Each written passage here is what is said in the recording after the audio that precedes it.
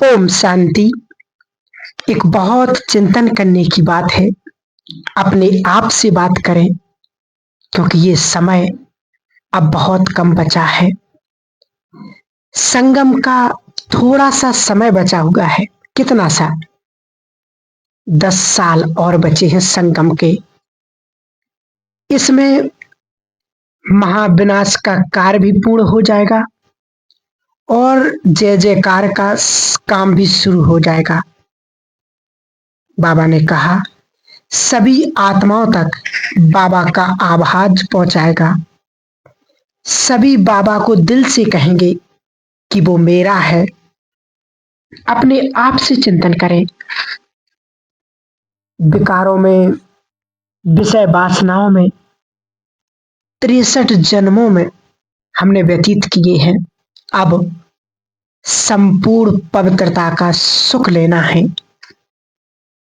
ये बहुत बड़ा सुख है। अब समय आ गया है महान परिवर्तन करने का, और समय आ गया है महापरिवर्तन का। इसलिए विशेष अब स्वयं को इस महाशिवरात्रि के अवसर पर विशेष भगवान का अवतरण दिवस भी है, जन्म दिवस भी है, तो विशेष सभी यही पुरुषार्थ करेंगे, क्योंकि अब खींचातान नहीं, सुख है और सुख ही प्राप्त करना है। हम सभी को मालूम होना चाहिए अब कि ये संपूर्ण प्रकृति जो दूषित हो गई है, पॉल्यूटेड हो गई है, हवा भी दूषित, आकाश भी दूषित है, पानी तो बहुत दूषित है, क्योंकि ये प्रकृति के पांचों तत्व हमारे प्योर वाइब्रेशंस के प्यासे रहते हैं, क्योंकि इनकी इनर पावर, इनकी वास्तविक शक्ति प्योर वाइब्रेशंस हैं। तो बड़े कार्य भी करने हैं। पवित्र बनना भी बहुत बड़ा पुण्य कर्म है, और बनाना उससे भी बड़ा पुण्य है, और किसी से भगवान को मिला देना ये सबसे बड़ा पुण्य है। क्योंकि ये अब वो भविष्यवाणी सच हो रही है। इस संसार की स्थिति बड़ी दयनीय होती जा रही है। वो कितनी खराब होगी हम सबको कुछ पता नहीं, किसी को कुछ पता नहीं है। बाबा ने मूल्यों में, साकार मूल्यों में सब कुछ बता दिया है। और अभी अभी WHO ने भी, सभी जानते भी हैं, विश्व स्वास्थ्य संगठन मेडिकल, उसने क्लियर कर दिया है कि आने वाले समय में इस संसार में सबसे बड़ी महामारी होगी डिप्रेशन की। बाबा के घरों में, बाबा के सेंटरों में इतनी भीड़ लगने वाली है कि लोग इतने आएंगे कि बाबा के घर में दीदियों को टाइम नहीं मिलेगा सोने के लिए। बाबा ने मूल्यों में कहा है कि बच्चे, तुम्हें सोने के लिए, खाने के लिए टाइम नहीं मिलेगा। सोचो, ऐसा समय आ रहा है, बहुत नजदीक वो समय हमारे सामने आने वाला है। और यदि हमने अभी स्वयं को परिपक्व नहीं बनाया, अभी स्वयं को परमात्म शक्तियों से नहीं भरा, तो फिर हम भी उस समय शायद उस मानसिक रोग के शिकार हो सकते हैं। इसलिए स्वयं को भरपूर करना है। और 2026-27 में यही लोग आएंगे। उन्हें खुशी के संकल्प सिखाने होंगे, उन्हें अच्छे विचार लिखने होंगे, तो उनके ब्रेन को, मन को बहुत पवित्र वाइब्रेशन से जाएंगे, तो संसार की स्थिति अति खतरनाक हो जाएगी। महाविनाश कोई छोटी चीज नहीं है। हम तो एक शब्द में कह देते हैं कि दुनिया खत्म हो जाएगी, नहीं रहेगी, पर खत्म कैसे होगी कोई शब्द नहीं जो उसके लिए बताया जाए।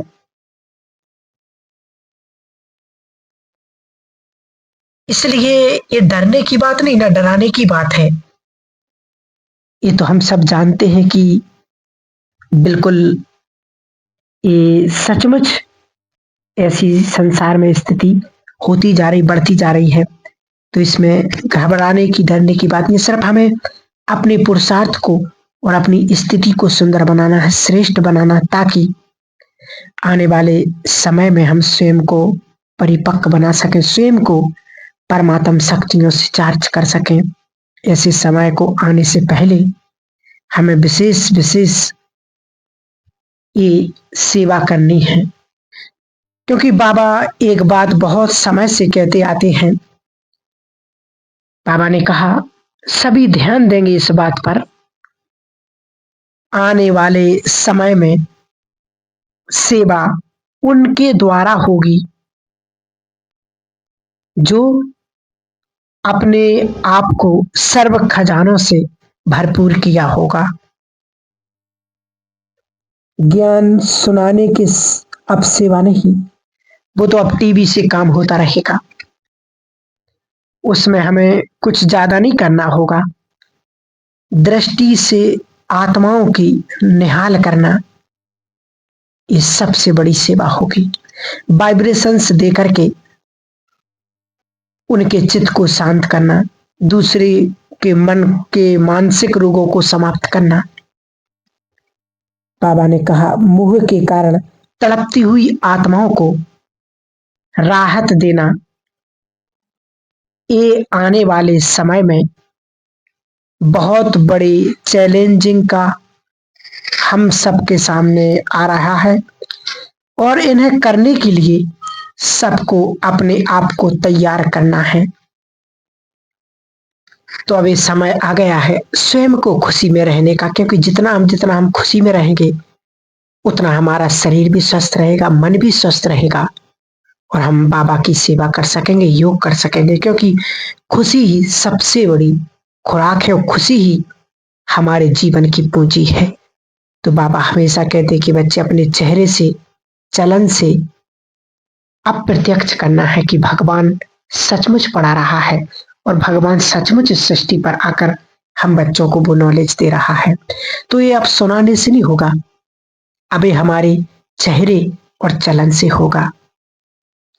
वास्तव में अब समय आ गया है, क्योंकि अब संसार में सभी के विकर्म और विकार जागृत होते जा रहे हैं ऐसे समय में। इसलिए अब कोई भी डॉक्टर भी कुछ नहीं कर पाएगा। विकर्मों के लिए डॉक्टर कहाँ से दवाई लाएंगे, है ही नहीं। वो तो एक ही दवाई है, मन मना भाव, क्योंकि जिसने विकर्म किए, जिसने पाप कर्म किए हैं, उसकी सजा तो उसको भोगनी ही पड़ेगी, चाहे वो कितना भी कोशिश कर ले। इसलिए उसकी सिर्फ एक दवा है कि परमात्मा को याद करने की, मन मना भाव, अपने को आत्मा समझ उस पिता परमात्मा को याद करना, यही सबसे बड़ी पूंजी और यही सबसे बड़ी दौलत है। विकारों की दवाई भी यही है, मन मना भाव। इसलिए अच्छा योग करना है, ताकि हमारे विकर्म विनाश भी हों, और ये जो जागृत हो रहे हैं, ब्रेन हाई एक्टिव होगा, किसी का ब्रेन डल होगा, डिप्रेशन में जाएंगे, कोई सोएंगे नहीं। तो अपने आप को चारों ओर के बुरे वाइब्रेशन से हमें बचाना भी बहुत जरूरी है। ये मोस्ट इम्पोर्टेंट बात है, क्योंकि चारों ओर गंदगी की हवा चलने लगी है। जैसे वायु में पॉल्यूशन है, वातावरण में पॉल्यूशन है, पानी में वायु पॉल्यूशन है, क्योंकि अभी विकारों का पॉल्यूशन बहुत बढ़ेगा। इसकी हवा मनुष्यों को तंग कर देगी, हम पर उसका असर ना पड़े, अच्छे स्वमानों का अभ्यास, नशा रहे, ये नहीं केवल रटते रहे कि मैं आत्मा हूं, उस नशे में स्थित होना है, उस स्वमान में स्थित होना, और कुछ स्वमानों को अपने लिए चुन करके कि हमारे चारों ओर पावरफुल प्रमांडल बन गया, ओरा बन गया है, और उस ओरा के अंदर हम सुरक्षित हैं, क्योंकि ये ओरा किसी भी वाइब्रेशंस, बुरे वाइब्रेशंस को, नेगेटिव वाइब्रेशंस को हमारे अंदर आने ही नहीं देगा, वो वहीं पर ही वापस कर देगा। तो ये विशेष हम सभी बाबा के बच्चों को अब पुरुषार्थ करने का समय आ गया है। वो नजदीक समय बहुत जल्दी है, इसलिए आने वाले प्रत्यक्षता के दिनों में जो भक्ति काल है, कलयुग के अंत तक द्वापर से, क्योंकि अब वो वास्तव में सब प्रैक्टिकल में इस तरह पर होने लगा है। और कई भाई बहन ये भी प्रश्न पूछते, कमेंट करते कि श्री कृष्ण ने क्या जन्म ले लिया? तो वास्तव में देवताओं को इन पतित आंखों से नहीं देखा जा सकता है, क्योंकि उस प्रकृति भी सतो प्रधान चाहिए और प्रकृति उस पवित्र आत्मा को रिसीव करेगी जब प्रकृति पवित्र हो जाएगी, क्योंकि पतित प्रकृति उसे रिसीव नहीं कर सकती। ब्रह्मा बाबा नहीं आ रहे, शिव बाबा नहीं आ रहे, ना आएंगे। अब ये बहुत सोचने की बात है, अब आएंगे भी नहीं, क्योंकि अब उन्हें तीसरा पाठ करना है। और जब वो ऊपर से करेंगे, कोई कहेंगे ब्रह्मा बाबा परमधाम चले गए, नहीं, वो सूक्ष्म वतन से ही यहाँ बहुत बड़ा कार्य होगा, साक्षात्कार का, जय जयकार का। क्योंकि ना तो शिव बाबा अकेला काम करते, ना ब्रह्मा बाबा। शिव बाबा भी उनके सूक्ष्म शरीर में ही बैठ करके काम करेंगे। इसलिए दोनों तब तक कंबाइंड है जब तक नवयुग रचा नहीं जा सकता। इसलिए और ना परमधाम कभी खाली होता है और ना ये धरती। जब लास्ट आत्मा यहां से जाएगी तो पहली आत्मा नीचे आएगी, वो उतरेगी और वो बैठेगी। अब जो आत्मा है उनमें लास्ट उतरेगी और पहली आ जाएगी और बाकी सब।